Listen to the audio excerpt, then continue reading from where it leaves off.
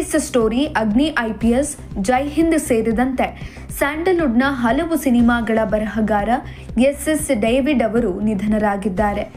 ಸ್ಯಾಂಡಲ್ವುಡ್ನಲ್ಲಿ writer ಆಗಿದ್ದ SS David ಅವರು RR ನಗರದ SS ಆಸ್ಪತ್ರೆಯಲ್ಲಿ ನಿಧನ ಹೊಂದಿದ್ದಾರೆ. ಅನಾರೋಗ್ಯದಿಂದ ಬಳಲುತ್ತಿದ್ದ ಡೇವಿಡ್ ಅವರು ಹೃದಯಾಘಾತದಿಂದ ಕೊನೆ ಉಸಿರೆಳೆದಿದ್ದಾರೆ.